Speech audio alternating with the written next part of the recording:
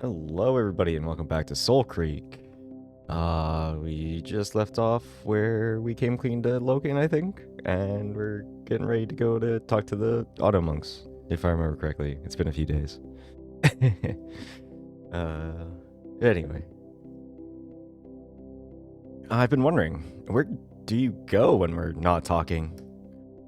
Like, can you still hear and see what's going on? You've got a lot of space in your memory drives. I usually go into one of them. I can still hear, but I'm not actively listening. Otherwise, I monitor your condition to make sure everything is functioning well. I'm still trying to get a comprehensive idea of how you work. I don't know about as much about humans as I thought. But to answer your question, no. I don't watch what's happening with you when I'm not in your conscious mind. So, you and Loken can have your privacy. That wasn't why I asked. Speaking of which, what do you see in that mutt? Come on, he doesn't trust me. I've had your back since the second you woke up.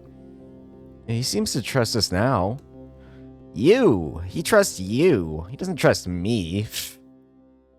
I didn't think you were capable of getting this annoyed. I have been simulating a lot of emotions lately. Man, are they tiring. You say this personality matrix of yours makes you act like me, but we're not the same. You started using your own insults. Look at how you laid into Loken today. I've definitely never used the term peachy smooth ass. Maybe I'm, I don't know, drawing new language from complex morphological algorithms based on everyone we encounter. That sounds like an AI excuse to me. There's clearly more to your programming than you think. Humans are obsessed with emotions, I swear. So, how are you doing? Still feeling stressed out? I feel a lot better now that Loken knows about you. I think the Draconi are starting to get used to us. The clan might have accepted you for now, but there are still people out there who will be wary of you. Things could get even harder from here on out. Maybe I'm not alone anymore. Maybe, but I'm not alone anymore. I can handle it. I still can't believe Loken didn't freak out. He really trusts me. Can you believe he's gay too? Like, what are the chances? What are the chances of that? Do you have the data? On what? The levels of gay in the post-apocalypse? No. I'm just curious. He said he's been alone for 5 years. It must be hard. Yes, it must be. But I'll leave you to data mine that. Hey, what? Just because he's gay too? No, we're different species. It wouldn't be appropriate. Honestly, given the circumstances, I'm surprised he hasn't tried to fuck you already. You're insufferable. Put yourself in his place. You like guys, and the only other gay guy you know only comes around every 5 years. That's it. Then a human male of suitable breeding age literally just appears, and you're gonna be with him every day. Imagine that. Brain, delete byte.exe. Rude. Seriously, don't get me thinking about him in my sleep. What if he can hear us? Nah, I've put a firewall up around your conscious mind. Problem solved. No more sleep talking. Oh god, what if he heard us the other night? We talked about him. Don't act like that wouldn't be for the best. We both know you'll never tell him yourself. I hate you. Just promise you won't summon me while you two are getting busy. I don't need that kind of data burned into my code. You know what? Just wake me up. Teasing you is fun. Alright. I think it's time. Here we go.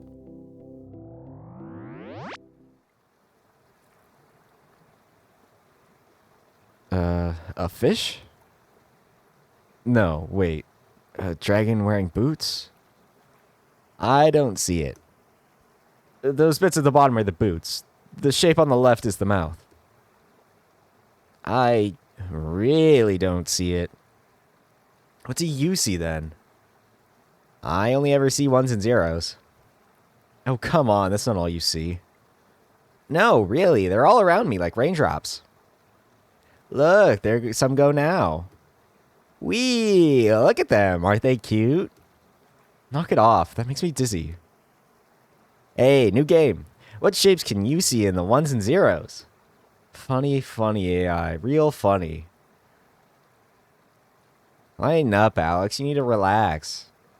I can't relax. Do you think he's okay? Just give him time. Aeon knows what he's doing. Should we go in after him? He told us to wait outside. Man, I can't stand this. It'll be worth it for some answers. The Autumn Monks can help us. What if there are no answers out there? We'll just be stuck here forever, clueless. We'll always have a life of black running with Loken to fall back on. You trust him, don't you? Warily, I sit upright. The warm sun and the calming chill of the mountain wind blend together against my skin. I look over at the Great Barrier yet again to check if Aeon is returning. Dravonia was right. The infamous hydroelectric dam of Alela has been well maintained since the Cascade.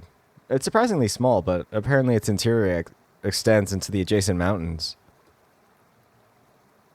The fact that it's still functioning is astounding. Looking at it, you'd never think that society had ended, nor that a cult of technocrats strolls within. Foamy water spews into the lake far below us. The distant whirring of the churning generators can be heard inside. Aeon went in there an hour ago. There's no sign of him returning. Sighing, I turn my head to the opposite direction. Loken is exactly where he was 20 minutes ago, perched vigilantly by the nearby stream with a fishing spear in hand. He's already caught 5 hefty fish for the villagers. I offered to help, but he said he needed to concentrate and promised to teach me to fish another time. Loken spears another fish out of the stream and triumphantly places it with the others. Yeah, I trust him. Even if this leads to nothing, he's on your side. You've got his support. And yours. We're in this together. Shh, sentiment. You really need to uninstall those feelings of yours. Anyway, Loken doesn't care about me. I groan irritably. You still don't like him, huh? He's the one that doesn't like me. Ever since he found out. What's he scowling about now? Sure enough, Loken has dropped his freshly caught fish into a bucket and is marching over to us, wearing a dour expression. Tell me what he is saying. Alex, tell him he sucks. We're just talking. Tell me what he is talking about. About how much you suck, dog. Nothing important. I do not trust this ANI intelligence. I clench my jaw in annoyance. He's not keen on you either. I can hear what you say to him. Huh? You will talk out loud to him so I can hear. The audacity. Tell him to get fucked. He still won't be able to hear you. Oh, well in that case, tell him to get fucked. Alex, you will let me hear what you say to Bite? I frown uncertainly at him. Talking out loud to you both is going to get really confusing really fast. But it is important. I shake my head with resigned apathy. It'd be easier if you two just trusted each other. Or me. Loken picks up on my mood. You are okay? Loken reaches out a huge paw to me. With a gruff sigh, I take it, and he tugs me effortlessly onto my feet. I brush grass off of my clothes and shrug ruefully. Aeon's been gone for ages. I'm worried. He will be okay. He is good. The weight is killing me. Killing? You are in pain.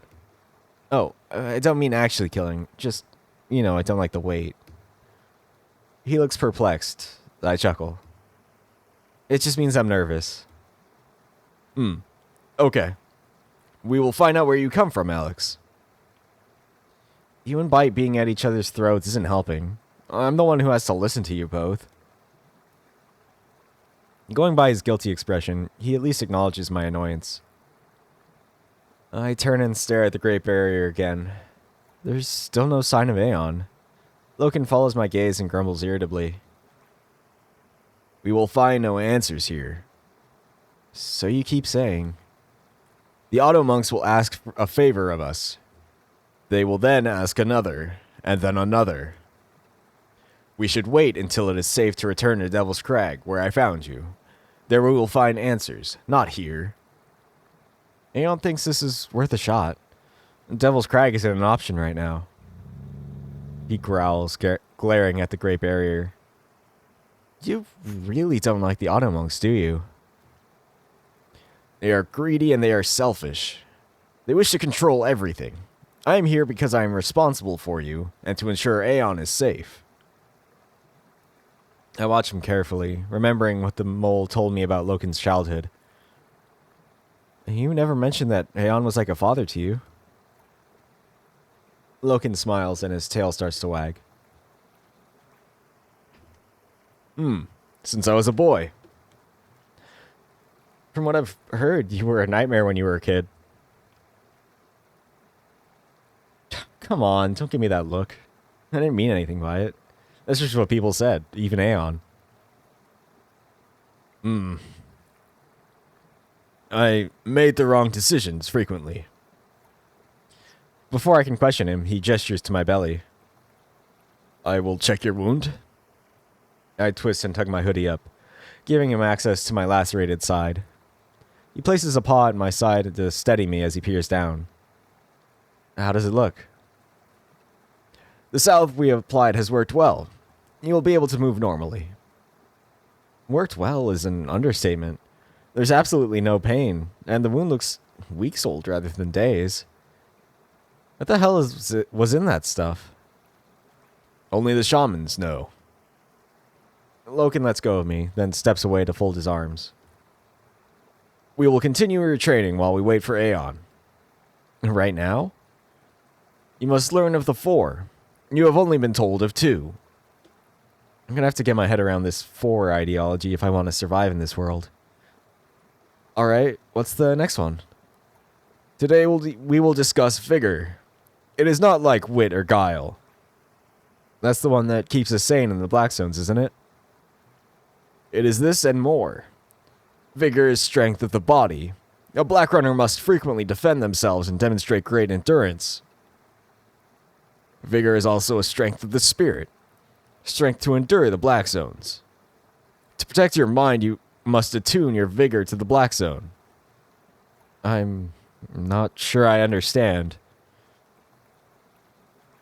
Your mind will adjust to the Black Zones only by being within them. This adjustment could take days or minutes. It will depend how strong your vigor is. It is as I said. You cannot be told, only shown. I grimace. So you just throw me in there until I get used to it. Loken scowls, unimpressed. That is a simplification. But, yes. I don't see why we don't just do that for everyone. Let's get the whole village attuned.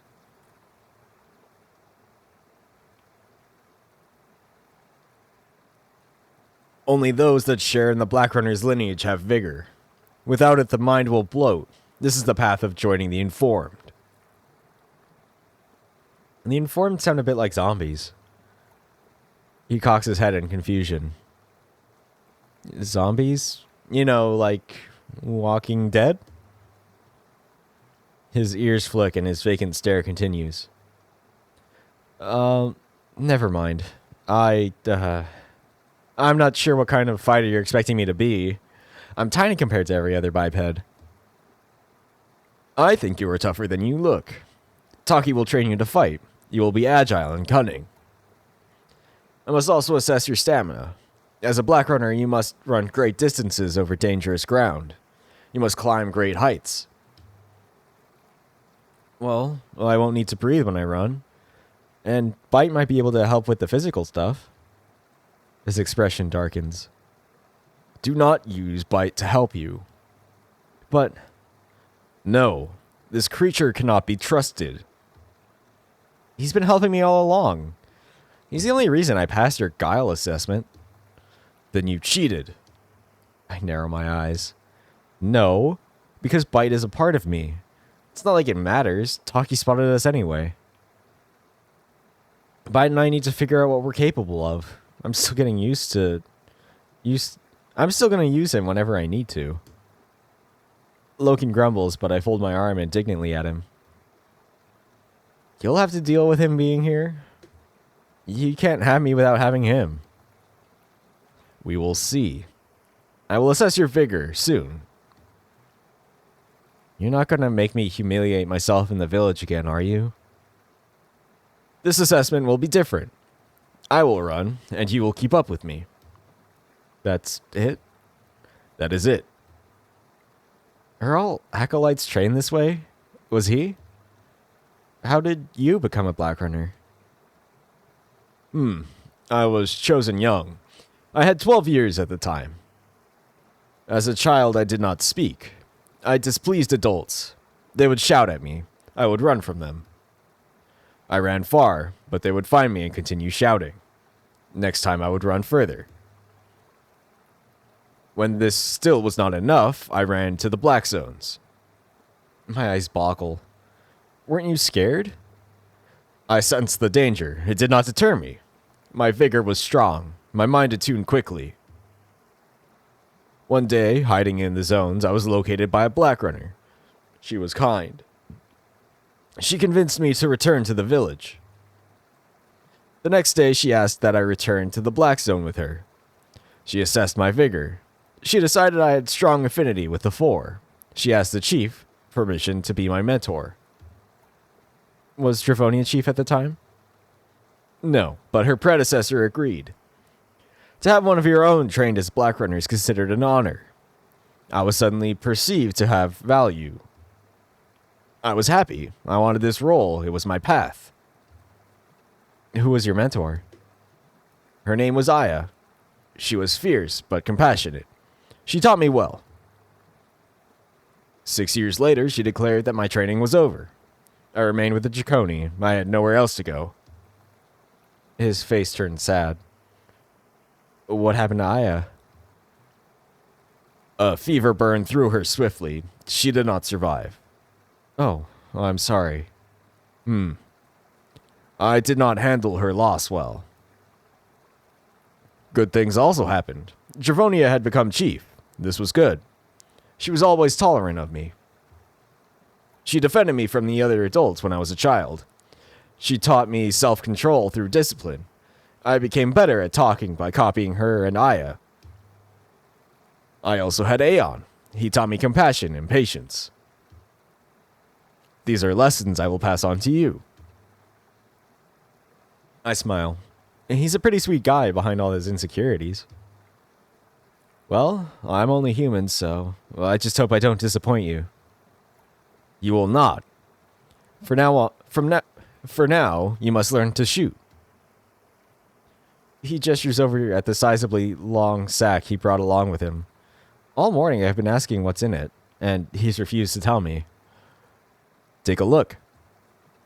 Bemused, I shuffle over to the bag and kneel down, pulling the contents out. My eyes widen in surprise. A bow? There are also arrows. Sure enough, I also pull out 3 arrows, with stone tips. How useful is a bow and arrow going to be against a demon? It is not for demons. There are other dangers in the black zones, such as sugar cooks or the informed. The bow is a good size for you. You must know how to shoot. Are sugar cooks dangerous? Yes, they spend many days in the black zones. They are often unstable, as are the informed. You must aim for the heart. Come, stand here. I move over to him, clutching the bow awkwardly in one hand and the arrows in the other. When I'm within arm's reach, he places his paw on my shoulder and guides me to stand at his front with my back to him. You will fire at that tree trunk in front of us. You will knock the arrow between these two fingers, then pull the string back far. I nod. How hard could this be? I tuck the bowstring back with the arrow gripped between my fingers, trying to point it at the tree right ahead of me. It turns out very hard. The string is so tight I can barely keep my arms straight. I can't pull it. Again. Still, I'm not quite strong enough to pull the bow to maximum draw. What am I missing? You are unbalanced. This is why your arms shake. Here. Loken nestles himself up to me and presses his forearm into my back to correct my posture. This arm is too low. Your stance is also too narrow. He cups my elbow with his bulky paw and gently guides it upward. I'm enveloped by his massive presence, the bottom of his muzzle just above my peripheral vision. Like this? Yes. Now pull the bowstring back. I make an attempt, feeling my muscles stretch from my arm to my pectorals. I don't think I can do it. This is why you must train. Bite, do not help him. I wasn't going to. He's all yours, Pooch. He isn't helping. It's just me. Good. Beat further apart. Like this? No, you remain unbalanced. He abruptly presses his front right up against my back, using his bulk to guide me into a firmer position. Now, draw quickly and release. The string digs painfully into my fingers, but I still can't keep it pulled. With a grimace, I release the arrow and it flies wildly off to the right. I flail my hand to shake off the ache. Red marks are left across my fingers where the bowstring had tugged at them. Again. Can't I just throw rocks instead? No. I push my weight into Loken more as I make another attempt, using his bulk to keep myself steady. Then it occurs to me that I can feel every part of him against me. I pause, staying still. He's still too. I shuffle and he weaves ever so slightly to fit the shape of my stance. I can feel every detail of his form through his tissue-thin leggings. Now we're both just standing here like this. Is this his way of flirting? Nervously, I relax my bow arm and lower the arrow, keeping my back pressed into his front, but twisting my head upwards to see what he's doing. He looks down at me. I feel his hips sway slightly with the buoyant motions of his tail. Given that he's pressed flat against my backside, the small movements are putting certain ideas in my head. I'm almost certain he's having them too. Hey there. Hello. I smile. He smiles back. The paw supporting my elbow squeezes me. His fingers knead into my arm. I lean into him very slightly. You are Oh God, what was his voice? Sorry, I'm here. Here. Ugh. Loken's head jerks up, ears flicking. He gently moves away from me with an awkward step, leaving me severely flustered. Aeon has returned. He grunts, looking away. I hastily turn my back to him. Yeah. I told myself I didn't want to complicate things, but after last night I've been looking at him differently. It really felt like he was flirting. Perhaps he's thinking differently too. I do feel weirdly close to him. Ah, boys! Sorry about the delay. They're as mullish as ever in there. He walks towards us with difficulty, clutching his side like he has a stitch. I've never considered how old he might be. It's hard to tell given that he isn't human. What happened? Here, let me help you. The mole dismisses me with a wave of his clawed mitt. Hang on. Just let me sit. Gods, the stairs in there are awful steep. Ah! Aeon takes a seat on the boulder, exhaling with relief as though he were being lowered into a hot spa. You are okay. Loken kneels down beside him, eyes wide with concern. I'm fine, lad, fine. You need food. Water? I will get you water. Ah, stuff it, hound. I'm perfectly fine. Fine, really now. Ignoring the mole's insistence, Loken fiddles around with his satchel and prepares him a cup of water. His concern for Aeon is really endearing. It's gentle and genuine. He really loves him. So, how did it go? Aeon grimaces.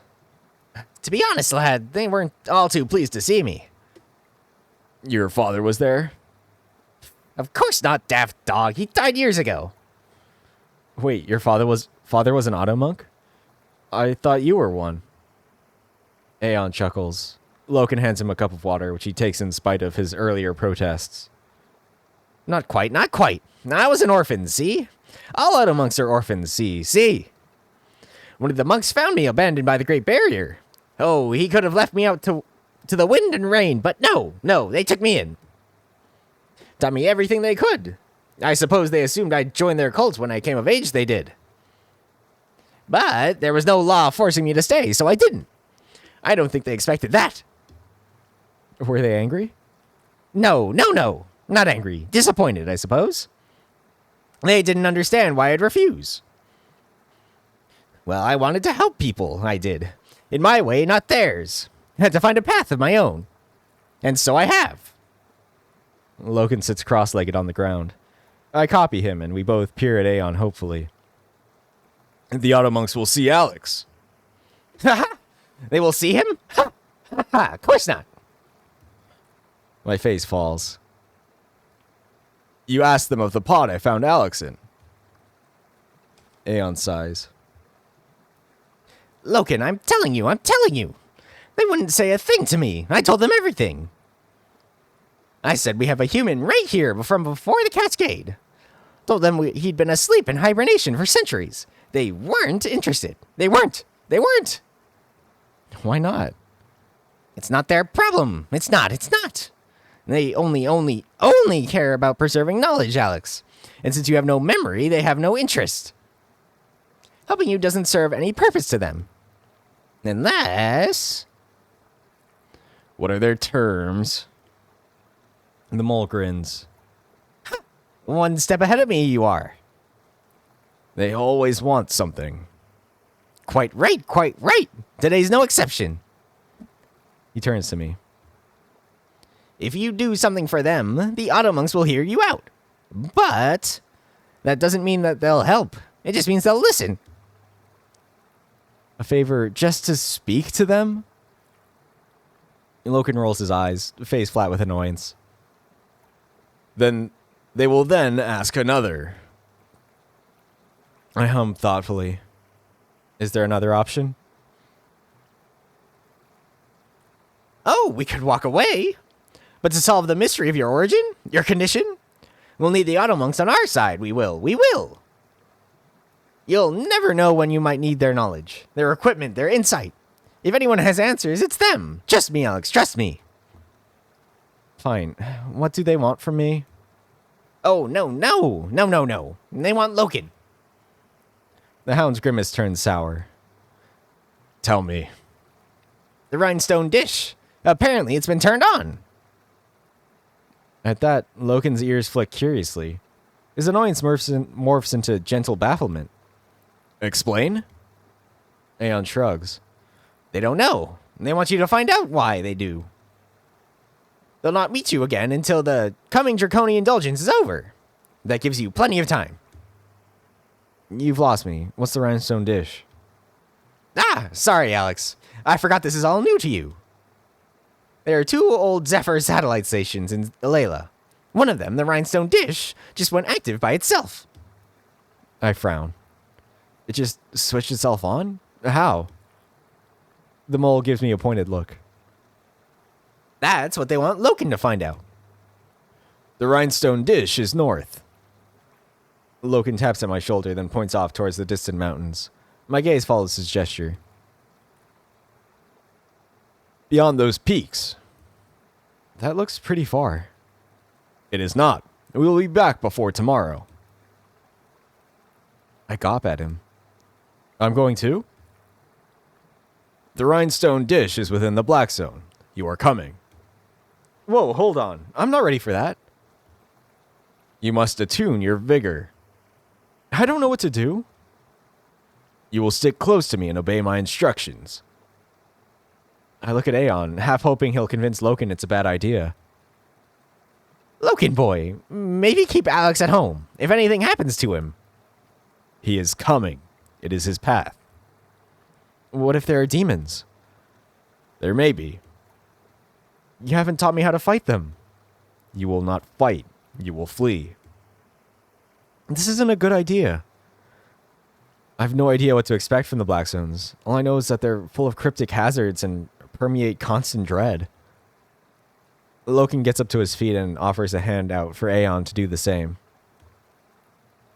Come. We will return to the village with Aeon, then prepare. Now? Now. We will complete this task for the Auto Monks. I'd be interested to know what set the rhinestone dish off myself, to be honest. I always wondered what that old station was used for. The two of them get to their feet. I'm left on the ground, my heart beating. Me? Into the Black Zone? Today? But what will I see? Demons? I think back to the thing in Loken's home. That was just a small chunk off a dead one. Will the real thing have the same effect? No, it'll be worse. My mind drifts off into dark speculation, pondering the unknowns. Each a chasm wider and hungrier than the last. What do they look like? Do they move like people? My peripheral vision goes dark as I sit there, silent. Why do they want to kill me? What did I do? What's happening? I'm afraid of something I can't explain. Everything is getting heavier. My heart gets faster and faster, battering against my ribs like a terrified caged animal. I feel suffocated. He's taking me into the darkness. My thoughts dangle helplessly above infinity. It's everywhere. I'm choking on it. It wants me dead. I can't do it. I'll run away. Alex! What? Stop. I wasn't... You were. Get up. Loken grabs hold of my arm. Regaining my composure, I let him tug me onto my feet. I'm not ready. You will be okay. Loken grabs the bucket of fish he caught this morning and gestures for me to take the bow. Come. We will walk back to the village. No dawdling. What's the bet the old shaggin' wagon has turned up? The old what? The men, for the indulgence. I snort with laughter. Loken simply grunts and gestures for us to follow him behind him. They are due tomorrow. They are not usually early. We begin the hour-long trek back to the village. As we amble back down the steep terrain, Loken walks beside Aeon to support the stunty mole's steps despite Aeon's protests. Sound off, dog! I can walk on my own bloody 2 feet, I can! The hound ignores him and stays close, as stubborn as ever. I guess I didn't really expect the Auto Monks to help straight away. Loken certainly warned me as much, but at least our next steps are clear.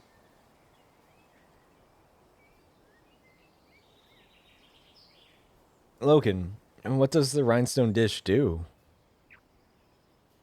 Even the Auto Monks do not know this. There are some old structures they ask black runners to check, but never interfere with. What could have turned it on? I do not know. I've never been inside. Could it be demons? No. He doesn't elaborate. Alex, you are the last Zephyr. Yeah? You know the purpose of the rhinestone dish? You're asking me? Hound, nobody knows these things. I only know what they're called because I grew up with the Auto Monks. Loken grumbles, falling silent as we walk. Wait, do you know anything about these satellite dishes? They could have just been simple radio stations. It's unbelievable they'd still be functional after all this time, let alone capable of switching themselves on. They must have some kind of power supply. I could find out more if I could do some scans, but you'll have to take me there. I think if I see it for myself, I might remember something. Loken's brow dips, and he nods in understanding. We will take Aeon home. I will put these fish in the preservers. We will then return home to prepare and leave immediately. We will not talk while we walk back to the village. I must concentrate. On what? I must meditate. I must determine our path through the Black Zone. Do you know them by heart? Oh, yes. Knows every crack and crevice this hound. Quite remarkable. I see the paths I have taken as a pattern. They take many shapes in my mind. Shapes? To remember. Don't worry, boy. You do your meditations. We'll walk quietly. Loken uses a method of Loki. Loci? That's impressive. What's that? Going by what he said, it sounds like he's using spatial mnemonics to give himself a picture-perfect memory recall. Our hound has a very special brain. Still an asshole, though. It takes us a couple of hours to return. The weather remains calm, and as the early morning trickles by, it starts getting warmer. Having adjusted to the cold, I'm actually starting to feel quite stuffy from all this walking. I took my hoodie off over my head. My tunic rides up with it, my bare belly getting exposed to the chill. It's refreshing. When I've readjusted my top, Loken is looking back at me curiously in mid-stroll. It's the first time he's acknowledged anyone since he started planning our route into the Black Zones. What? You have no fur. I laugh. I'm fine. Just felt a bit stuffy. You are not cold. The breeze feels nice. You are getting used to the climate. Finished with your planning, boy? Yes. Alex, I have selected a route. We'll use it to attune your vigor. What if you're wrong about me? He cocks his head in confusion. I'm not a black runner. What if I don't have vigor? Or wit? Or any of it? Alex, you will be okay. You'll watch my back in there, right? Yes, but at times you must also be left alone. I gape at him in horror. What? Don't... Your vigor must keep you afloat without me. I will not be far. You will be okay. I can't. Alex, trust me. I do trust him. I just don't trust the Black Zones. Well, boys, I'll take the detour back home. We'll walk you there. No, you boys have a task to do. Go do it. I can get back to my hut just fine. Aeon. No arguments, hound. Go tell your chief you're going. Then get home. Get gone. Whatever. The mole points a spindly claw at us both, brows growing tense above his goggles. This task is important, you hear me? Alex's appearance is important. I believe it could be the start of something bigger. Like it or not, we'll need the Automonks on our side. So get this done. You hear me, hound? I hear you, Aeon. Good. You better keep him safe, Loken. If you insist on training him, do it wisely. He will be safe. Good. When you're done, come find me, and we'll figure out our next steps. Safe running, Loken. Safe running, Alex. Thanks, Aeon, for everything. The stunted mole waves an arm in farewell as he turns and waddles down the hill in the direction of his hut. Loken and I watch him go, silent. Only the breeze speaks, whistling gently. You did not tell him. My mouth twists uncertainly. You do not trust Aeon? He is good. I think I do, but I just... Yeah, I'll tell him about Bite eventually. I was just... Loken affectionately squeezes my shoulder, nudging me to keep moving to the village. He's started touching me more and more. He knows that I like his affection, just as he seems to like mine. You think he will judge you? If anything, I considered telling him before telling you. You just figured it out by yourself. But you are still not telling him. Not yet. Soon, maybe. He looks confused. I just shrug.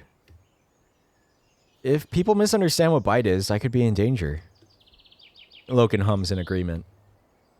I'm still coming to terms with the fact that you know. It's enough for now. All right. When you are ready, you will tell Aeon. It would help if you trusted Bite a little more.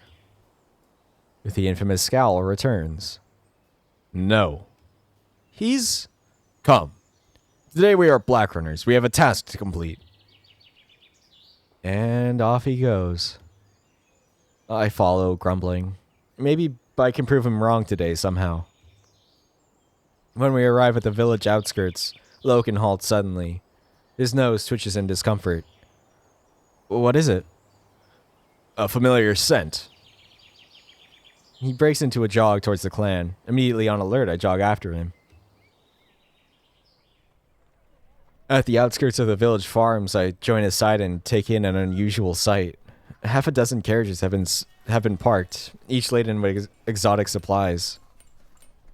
There are barrels of drink, boxes of outlandish food, and crates containing all manner of pleasant smells and eccentric substances. Loken growls beside me. The indulgence will take place tonight. Oh, so they are early. He huffs. Does that mean we'll miss it if we go to the rhinestone dish? Yes. So, we're not going? Dravonia wants us to... No, we are still going. We will explain our absence to the chief. Come. Loken and I stop by the freezers on our way through the farms to store the fish he caught that morning. I notice several dozen tents erected by the farms. Men of all shapes and sizes are meandering about in conversation with each other. It's the first time I've seen so many males together at one time. It's jarring for me and must be even stranger for most of the tribeswomen.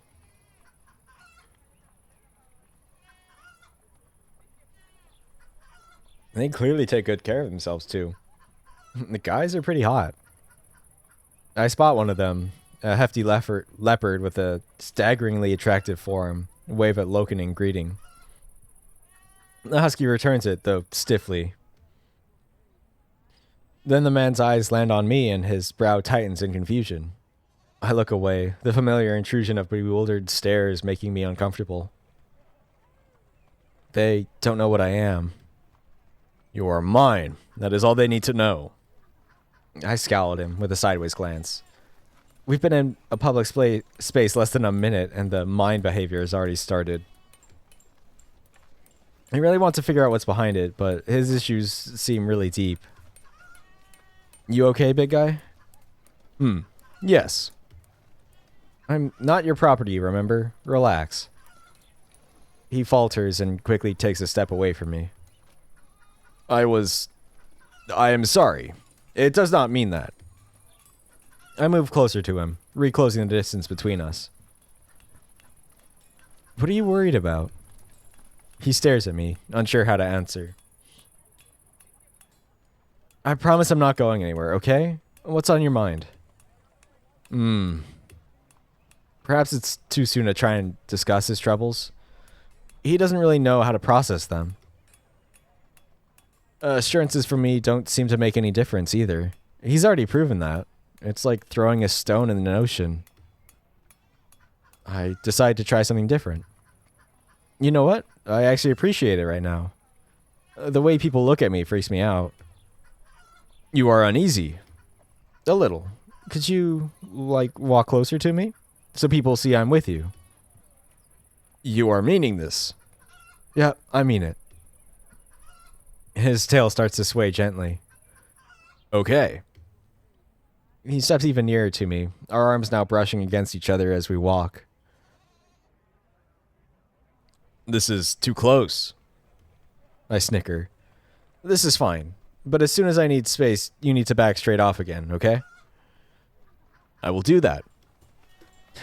Thanks. I feel better. I bump playfully sideways into him. He does the same, almost throwing me off my feet. I recognize that he can't just stop, but maybe letting him act possessive on my terms for now could be a step in the right direction. It might just make things worse, but it's something. I don't know what else to do. I have to lay down some boundaries somehow. The village feels abuzz with excitement. The troop mingles with the Draconi crowds, speaking of their travels or how the other clans are faring. Everyone seems weirdly laid back. I gesture around at the scene. The men and women casually engaging in idle chatter, heedless of the events that will follow. I mean, wouldn't it be awkward if you were in a mating troop? Like, what are you supposed to say to people when you roll up at their camp? I put on a tough, brutish voice. Yo, I'm Alex, and I'm gonna be balls deep in you and all your friends later tonight. How's the weather? Loken smirks at me. All Zephyr are shy? No, we just don't bone each other senseless in the streets. Because you have no fur. It was too cold in the streets of stone and glass. He shoots me a teasing grin. My eyes roll. You know what I mean. The indulgence would have helped you all stay warm. Hiding my amused grin, I step sideways and bump into him playfully. Funny. Funny dog. Hound. Whatever. I'm enjoying the husky's humorous side. It's a welcome break from his usual severe conduct. There were no matings for the Zephyr? What do you mean? There was no indulgence. The Zephyr did not mate? I almost laugh. That's a hell of a conclusion to jump to. Just because we didn't have the indulgence doesn't mean we didn't hook up at all. People dated most of the time. Explain. Like, you'd get to know someone and become a couple in a relationship. Explain? I frown, not sure what he's confused about. If there was someone you liked, you get to know them. Casual sex still happened too, but it wasn't like openly celebrated all at once. I see the cogs grinding in Logan's mind. He really doesn't get this?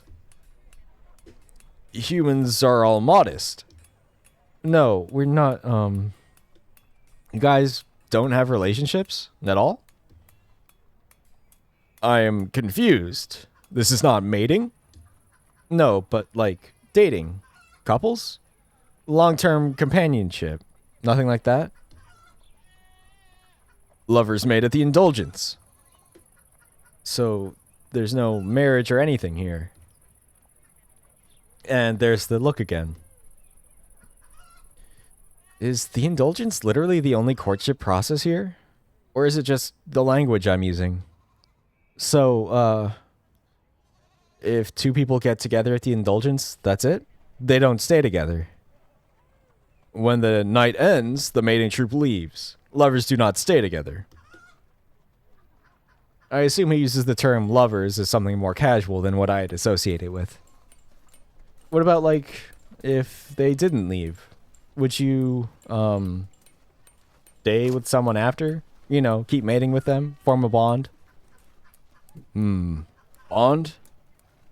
I do not know. This is rare. Wow, we're more different than I thought.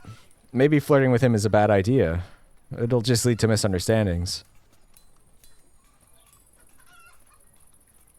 I think I'll call it there for this one. Yeah. Thank you, everybody, for watching. And I'll see you next time. Bye.